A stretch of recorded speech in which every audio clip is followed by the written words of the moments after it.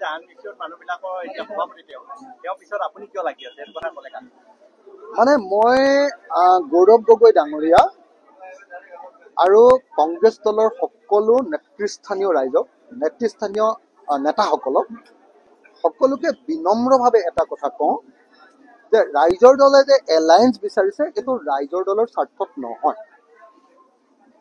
ৰাইজৰ দলে অকলশৰীয়াকৈ খেলিলে যেটা সিটত জিকিব, এলায়েন্স খেলিলে কিজানি তাতকৈ কম সিটতহে জিকিব।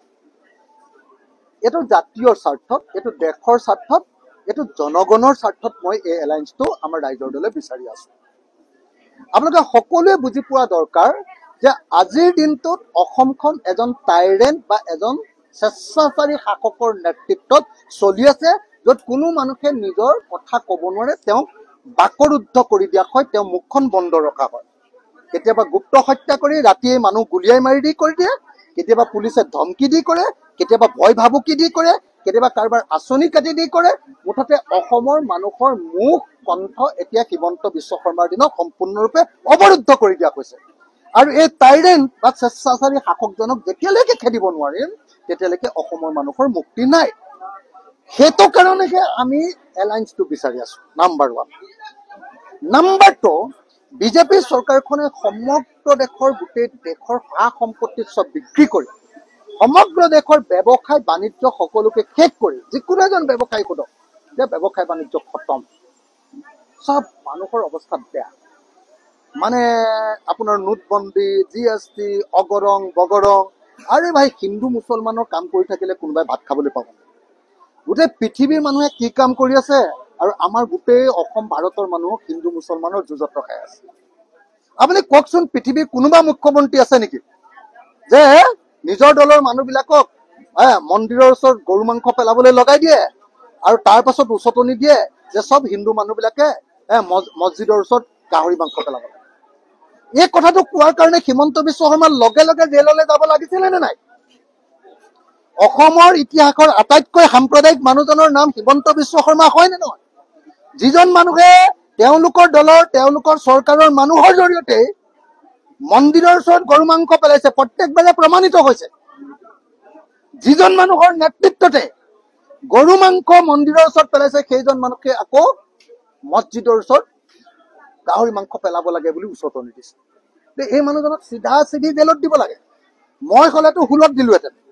মই যদি মুখ্যমন্ত্ৰী হলোহেঁতেন লগে লগে তেওঁ কমেও মই 27 বাৰ মান ফাঁচি দিলোহেঁতেন। তেওঁ যিবিলাক কাম কৰি আছে 27 বাৰ মান ফাঁচি হলহেঁতেন মোৰ হাতত পৰিলে হিমন্ত বিশ্ব শৰ্মা।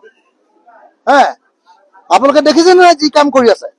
সেই মানুহজনক আঁতৰাবৰ কাৰণে আৰু ফেচিবাদ আৰু সামন্তবাদী যি শাসন চলাইছে, জাতি ধৰ্ম বৰ্ণৰ নামত যি লুণ্ঠন কৰিছে, হিন্দু মুছলমানৰ যি কাজিয়া লগাইছে, এইটোক নাইকিয়া কৰিবৰ কাৰণে আমি এলায়েন্স বিচাৰিছো। তৃতীয়টো হ'ল ব্যৱসায় বচাবৰ কাৰণে এলায়েন্স বিচাৰিছো। চতুৰ্থটো হ'ল বস্তুৰ মূল্য বৃদ্ধি ৰোধ কৰিবৰ কাৰণে এলায়েন্স বিচাৰিছো। 2 টকাৰ নিমখ 20 টকা হ'ব। 2 টকাৰ মুৰ্গীৰ ডিম, কণী, কুকুৰাৰ কণী এতিয়া 8 টকা হ'ল। কেনেকে মানুহ বাচি থাকিব কওক? মিঠাতেলেই কম নে পেট্ৰলৰ দামেই কম? সেইবিলাক বস্তু ক'লে মানে কয় যে ই হিন্দু বিৰোধী। আৰে ভাই, হিন্দু কৰি যদি বস্তুৰ দাম কমাই দিয়া তেতিয়াহ'লে ময়ো হিন্দু হ'ম। মুছলমানৰ কাৰণে পেট্ৰলৰ দাম 100 টকা লগোৱা, মোৰ কাৰণে 25 টকাত দিয়া, তেতিয়াহ'লে মই তোমালোকৰ পাৰ্টিত জইন কৰিম। মোৰ কাৰণেও আকৌ পেট্ৰলৰ দাম সমান, ডিজেলো সমান, কিন্তু মই মুছলমানক গালি পাৰিলে মই বৰ ভাল মানুহ। এইটো কেনেকুৱা ধৰণৰ কথা? গতিকে মই আপোনালোকক মই সকলো সাংবাদিক আৰু সংবাদ মাধ্যমক কৰজোৰে আহ্বান জনাইছো, আপোনালোকে গৌৰৱ গগৈক এটা কথা কৈ দিয়ক যে গৌৰৱ গগৈ যিমান দিনলৈকে এই এলায়েন্সৰ কথা নাপাতিব, সিমান দিনলৈকে অসমীয়া মানুহৰ মানে উৎকণ্ঠা বৃদ্ধি হৈ গৈ থাকিব। অসমীয়া মানুহ এনে বাকীবিলাক ক্ষেত্ৰত হিমন্ত বিশ্ব শৰ্মাৰ শাসন দেখি হাৰ্ট ফেইল হৈ হৈ মৰি আছে। গৌৰৱ গগৈ যদি এনেকে টানি টানি টানি টানি লৈ যায় আৰু বিৰোধী দলবিলাকৰ লগত যদি কোনোদিন আলোচনাও নকৰে, এটা ফোনো নকৰে, অকল ডিপ্লমেটিক কথা কৈ থাকি অকল দলৰ স্বাৰ্থ পূৰণ কৰাৰ কথা কয়। গৌৰৱ গগৈ দলৰ স্বাৰ্থ পূৰণ কৰিব খুজিছে, ভাল কথা, কিন্তু দলৰ স্বাৰ্থৰ লগতে দেশৰ স্বাৰ্থ আৰু জনগণৰ স্বাৰ্থও পূৰণ কৰিব লাগিব। অকল গৌৰৱ গগৈক মুখ্যমন্ত্ৰী পাতিবৰ কাৰণেতো আমি এই কাম কৰিব খোজা নাই। আমি একলগ হ'ব খুজিছো, গৌৰৱ গগৈয়ে মুখ্যমন্ত্ৰী হওক, কিন্তু লগত আমি একলগ কৰিব খুজিছো যে আমি অসমৰ এই টাইৰেণ্টজনৰ হাতৰ পৰা, এই স্বেচ্ছাচাৰী শাসকজনৰ পৰা ৰক্ষা কৰোঁ, আমাৰ দেশখন বিক্ৰী হোৱাৰ পৰা ৰক্ষা কৰোঁ, আমাৰ ব্যৱসায় বাণিজ্যক ৰক্ষা কৰোঁ, মূল্য বৃদ্ধিৰ পৰা ৰক্ষা কৰোঁ, হিন্দু মুছলমানৰ যুঁজখনৰ পৰা অসমক ৰক্ষা কৰোঁ, তাৰ কাৰণে কৰিব পাৰিছোঁ। এতিয়া কংগ্ৰেছৰ কাৰণে অকল খালি দলীয় স্বাৰ্থৰ কথা কৈ আছে তেওঁলোকে, যে আমি দলৰ সংগঠন বৃদ্ধি কৰোঁ। দলৰ সংগঠন বৃদ্ধি কৰক, কিন্তু মই এটা কথা কৈ দিওঁ দেই, অসমৰ মানুহে প্ৰাৰ্থনা কৰি আছে প্ৰত্যেক মুহূৰ্ততে যে বিৰোধী দলবিলাক একলগ হওক, একলগ হওক, একলগ হওক। যদি এই প্ৰাৰ্থনা নুশুনে বহুত মানুহ হাৰ্ট ফেইল কৰি মৰিব অসমত। যদি আকৌ বিজেপি চৰকাৰ আহে, কোনো গণতান্ত্ৰিক মানুহ ইয়াত জীয়াই থকাটো সম্ভৱ নহ'ব। সেইকাৰণে গৌৰৱ গগৈয়ে অকল দলীয় স্বাৰ্থৰ কথা নাভাবি গোটেই জনগণৰ স্বাৰ্থ, গোটেই ৰাজ্যখনৰ স্বাৰ্থ, গোটেই দেশখনৰ স্বাৰ্থ কথা ভাবিবৰ কাৰণে মই গৌৰৱ গগৈ ডাঙৰীয়াক আহ্বান জনাইছো। অকল ডিপ্লমেটিক কথাৰে কেতিয়াও দেশৰ জনগণৰ স্বাৰ্থ পূৰণ নহয়, অকল গহীন গহীন কথাৰে কেৱল জনগণৰ স্বাৰ্থ পূৰণ নহয়।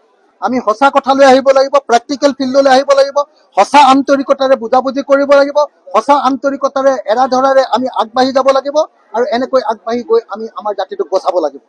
সেইকাৰণে মই গৌৰৱ গগৈ ডাঙৰীয়াক, বাকী এনে আমি ইজনে সিজনে হিন্দীত যিটো কয় আৰু কি বুলি কয়, বকবাজ কৰি নাথাকি, মানে বকবাজ কৰি নাথাকি, এনে ইটো সিটো কথা আল্টু ফাল্টু কথা পাতি নাথাকি আমি সকলোৱে একলগ হ'বৰ কাৰণে আগবাঢ়ি আহিবৰ কাৰণে আহ্বান জনাইছো।